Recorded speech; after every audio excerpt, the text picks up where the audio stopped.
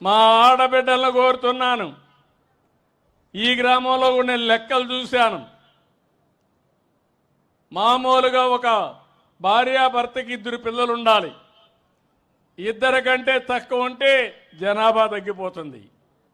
2 కంటే ఎక్కువ ఉంటే జనాభా పెరుగుతుంది, నిలకడగా ఉంటుంది. ప్రపంచమంతా జనాభా తగ్గిపోతా ఉంది. ఇప్పుడు మన రాష్ట్రంలో కూడా 1.5 అంటే 1.5 1.6కు వచ్చాం. ఇదే కానీ రేషియో కంటిన్యూ అయితే 2030-35 నుంచి జనాభా పెరగదు, తగ్గిపోతుంది. రేపు రాబోయే రోజుల్లో మీ ఊరు కూడా ఉండదు. ఆ విషయం మీరు గుర్తుపెట్టుకోవాల్సిన అవసరం ఉంది. ఎందుకంటే అగ్రిపల్లిలో జనాభా తగ్గుతూ వస్తే కొన్ని రోజుల తర్వాత పెద్ద ఊరు కాబట్టి కొన్ని రోజులు ఉంటుంది. 6-7 వేలు జనాభా ఉంది, ఏమంటే 10,000 జనాభా ఉంది, ఓటర్లు 7,000. కానీ ఒక రోజు పోయిన తర్వాత జనాభా తిరుగు ముఖం పడితే చాలా సమస్యలు వస్తాయి. ఇక్కడ 1.7 ఉంది, అంటే ఒక కపుల్కి 1.7 సంతానం ఉంది ప్రస్తుతం. ఇది 2కు పెరగాలి. అప్పుడు మీ ఊరికి పిల్లలే ఆస్తి, ప్రజలే ఆస్తి. ఈ విషయం కూడా మీరు గుర్తుపెట్టుకోవాలి. రైతుల్ని ఆదుకుంటాం, రైతులకు అండగా ఉంటాం, వాణిజ్య పంటలు ప్రోత్సహిస్తాం. అదే సమయంలో నూజివీడు ఎప్పుడు కూడా నూజివీడు అనగానే గుర్తొచ్చేది బ్రహ్మాండమైన మామిడి పళ్ళు గుర్తొస్తాయి, నూజివీడు పళ్ళు. ఇప్పుడే ఒక ఆడబిడ్డ ఒక ఎంఎస్ఎంఈ తీసుకొచ్చారు. ఒక చిన్న విషయం, ఏదైతే మామిడి పండ్లు కవర్లో పెట్టగలిగితే మామూలుగా ఎకరా 30,000 వస్తే ఆ పళ్ళు కానీ ఆ కవర్లో పెట్టి కానీ ప్రొటెక్షన్ ఇస్తే 1,30,000 ఎకరాకు వస్తుంది. దానికి కొంచెం ఖర్చు అవుతుంది, కానీ ఖర్చు కంటే 4 ఇంతలో ఆదాయం వస్తుందంటే ఆ విషయం మీరు గుర్తుపెట్టుకోవాల్సిన అవసరం ఉంది. దీనికి ప్రభుత్వం కట్టుబడి ఉంది. ఇక్కడ చింతలపూడి లిఫ్ట్ ఇరిగేషన్ రావాలి. నేను ఆ రోజు పూర్తి చేసేసేవాడిని. గవర్నమెంట్ పోయింది, అది కోర్టుకు పోయింది, లేనిపోని సమస్యలు వచ్చాయి. దాన్ని కూడా వీలైనంత తొందరలో కోర్టులో స్టే వెకేట్ చేయించి చింతలపూడి లిఫ్ట్ ఇరిగేషన్ పూర్తి చేసే బాధ్యత ఈ ప్రభుత్వం తీసుకుంటాం. అది వచ్చిన తర్వాత ఇక్కడ ఇప్పుడే 2-3 విషయాలు ఎమ్మెల్యే గారు మినిస్టర్ గారు చెప్పారు. ఆ 2-3 విషయాలు కానీ పూర్తి చేయగలిగితే, కొన్ని లిఫ్ట్ ఇరిగేషన్లు పూర్తి చేసి అన్ని చెరువులకు నీళ్లు ఇవ్వగలిగితే ఈ నూజివీడు నియోజకవర్గం బ్రహ్మాండంగా తయారవుతుంది. ఒక పక్కన ఔటర్ రింగ్ రోడ్ కూడా వస్తుంది, మీ ఊరు పక్కనే అమరావతికి రోడ్డు వస్తుంది. అదే సమయంలో ఈ నీళ్లు కూడా తీసుకొస్తే పెద్ద ఎత్తున అభివృద్ధి అవుతుంది. ఇది కాకుండా 20,000 రూపాయలు అన్నదాత కింద ఇస్తానని చెప్పాం. నేను ఇప్పుడు కూడా మీ ఇస్తున్నాను. ఎన్డీఏ ప్రభుత్వం తప్పకుండా రైతులకు ఇస్తాం. కేంద్రం 6,000 ఇస్తుంది, మిగిలిన 14,000 రూపాయలు 3 ఇన్స్టాల్మెంట్లో మే నుంచే ప్రారంభించి మీకు పూర్తి చేసే బాధ్యత నాది. మత్స్యకారులకు 20,000 రూపాయలు ఇస్తాం. వేట నిషేధ సమయంలో వాళ్ళని ఆదుకోవడానికి ముందుకు పోతామని చెప్పి కూడా నేను మీకు తెలియజేస్తున్నా. నేను ఒకే ఒక విషయం మిమ్మల్ని కోరుతున్నాను. ఈరోజు మీరు రాష్ట్రంలో చూస్తున్నారు, మొన్నటి వరకు అసెంబ్లీ అంటే బూతులు. నేను ఆ రోజు ఒక మాట చెప్పి వచ్చాను. ఒకే మాట, నేను అసెంబ్లీలో ఉన్నప్పుడు ఎన్నో సంవత్సరాలుగా అసెంబ్లీలో ఉన్నాను, కానీ ఏ రోజు కూడా అసభ్యంగా మాట్లాడిన సందర్భాలు లేవు.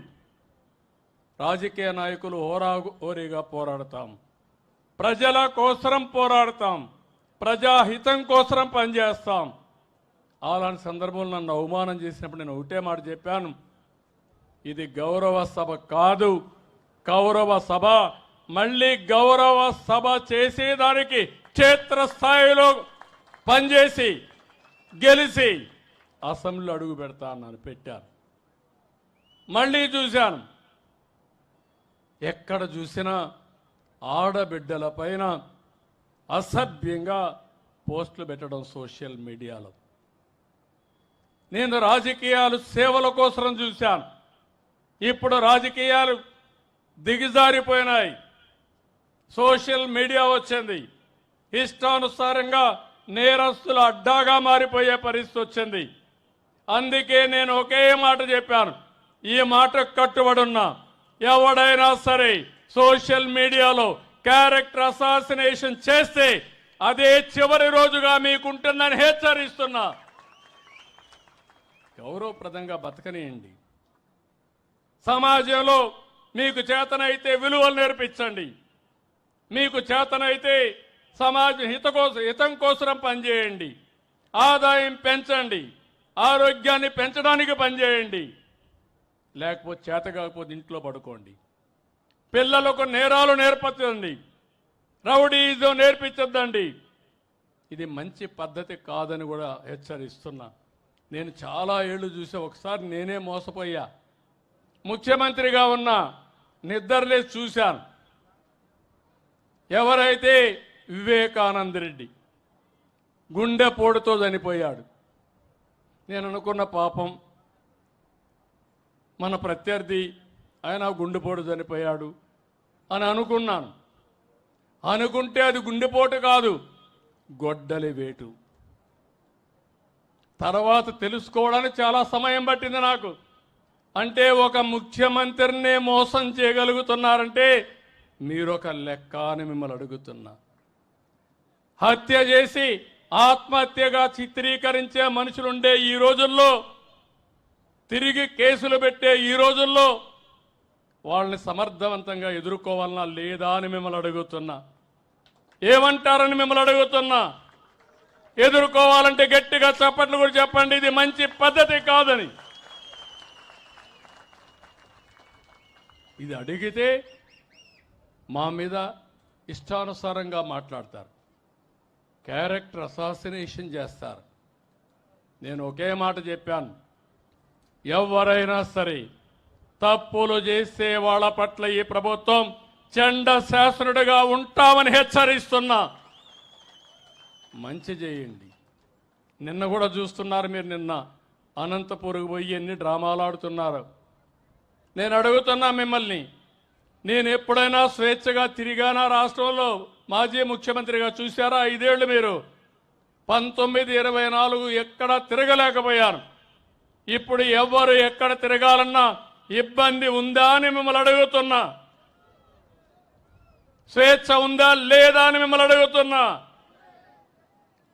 స్వేచ్ఛ ఇస్తే రౌడీజం చేస్తామంటే, నేరాలు చేస్తామంటే అలాంటప్పుడు గట్టిగా ఉండాలనా లేదా అని మిమ్మల్ని అడుగుతున్నా. ఇలాంటి ఉన్నప్పుడు మీరే చూశారు, ఈ ప్రభుత్వం అభివృద్ధి కోసం ఉంది తప్ప ఇంకొకటి కాదు. అదే సమయంలో ఎవరు తప్పు చేసినా వాళ్ళని శిక్షించే బాధ్యత ఈ ప్రభుత్వం పైన ఉంది. ఆ విషయం కూడా మీకు విజ్ఞప్తి చేస్తున్నా. ఇక్కడికి వచ్చినప్పుడు నేను మిమ్మల్ని కోరేది, ఇప్పటికే చాలా పనులు చేశాం, ఇంకా మిగిలిన పనులు చేస్తాం. అదే సమయంలో నేను ఇటీవల కాలంలో ఆలోచించినప్పుడు ఒక వినూత్నమైన కార్యక్రమానికి శ్రీకారం చుట్టాను. ఆ కార్యక్రమం మీరు చూస్తే ఈరోజు మనందరం కూడా ప్రభుత్వం ప్రైవేట్ భాగస్వామ్యం, దీంతో కొంతమంది వ్యక్తులు పెట్టుబడులు పెట్టి వాళ్ళు బాగుపడి సమాజ హితం కోసం పనిచేశారు. ఈరోజు మీరు ఒక్కసారి చూస్తే ఈ టెలిఫోన్స్ ఉన్నాయి. ఈ టెలిఫోన్స్ అన్నీ కూడా కొన్ని గవర్నమెంట్ ఉన్నా ప్రైవేటు వ్యక్తులందరూ వేసి మనకు సేవలు అందిస్తున్నారు. అదే సమయంలో వాళ్ళు కూడా డబ్బులు కొంతవరకు సంపాదించుకున్నారు.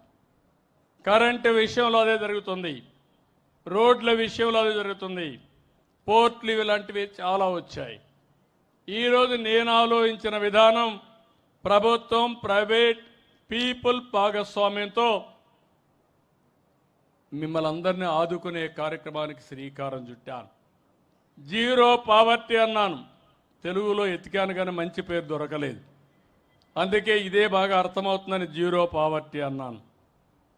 అదే సమయంలో 2 విషయాల్లో ముందుకు పోయాం. మార్గదర్శి, బంగారు కుటుంబం.